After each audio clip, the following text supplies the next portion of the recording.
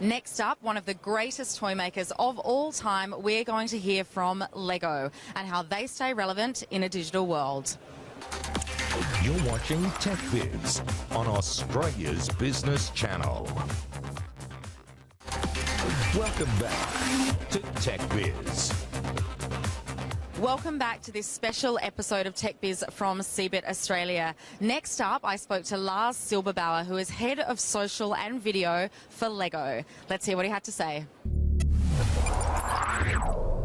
Lars, so great to be chatting to you at CeBIT. So, Global Director of Social Media and Video at Lego. What a brand. Tell me all about your role at Lego.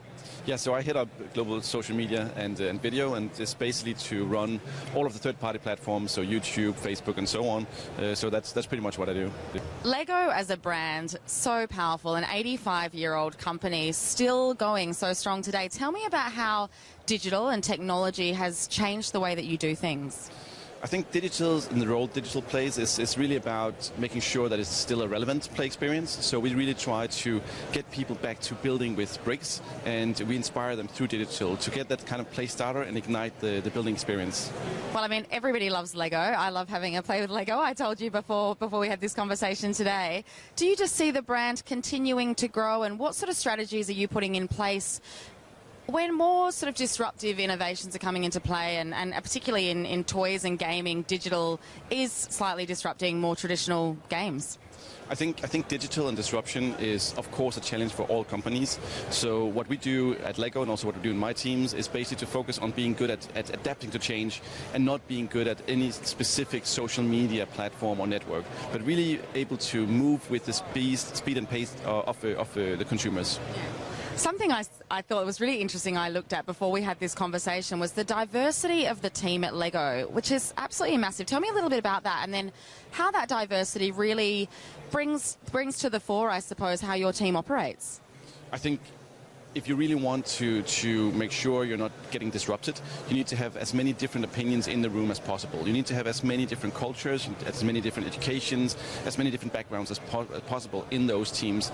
So in my team, for instance, of like 50 people, there are 35 different nationalities, and there is always being conversations in Russian or Chinese just around the table in London or in New York or in Shanghai, no matter where the team is. So I think that's hugely important for any global company.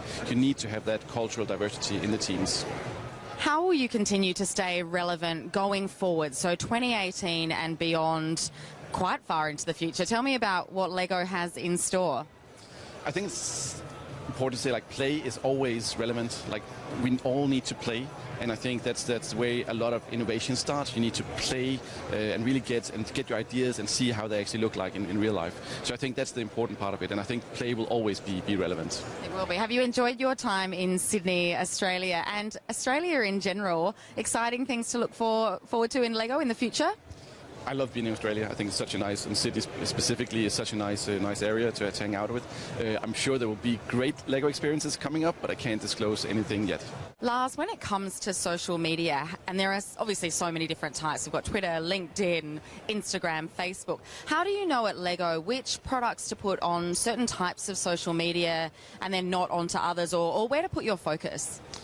I think the first question is, like, basically which channels do we decide to be on, like which platforms do we decide to be on, and we always want to be wherever the consumers are and where the shoppers and the parents are. We want to be there to make sure that Lego is relevant, and then we basically listen to all of the conversations that might be around play or imagination and creativity, and then we can decide how does that actually correspond with the Lego brand, and then which product might be relevant to talk about. So I think it's first and foremost about listening, and then we need to figure out how we can play an important and relevant part in those conversations. And knowing which sort of technological way to go there. Tell me how much you love working at Lego and what you love so much about it. I mean, it sounds like a dream job to me. It is a pretty nice job, and I also grew up with Lego myself, and of course we do play a lot in our daily work. Like, we have Lego bricks all around the office, and you're always allowed to play with Lego bricks in the meetings, no matter what the meeting is about. And you can always see how boring you've been at presenting stuff, because then you can see amazing creative things being done while you're presenting. Well, the interesting thing is, isn't it, that they say when you're doing creative work and sort of using your hands and doing things creatively, that goes to the mind and it goes to the brain and helps people work more creatively. Would you agree?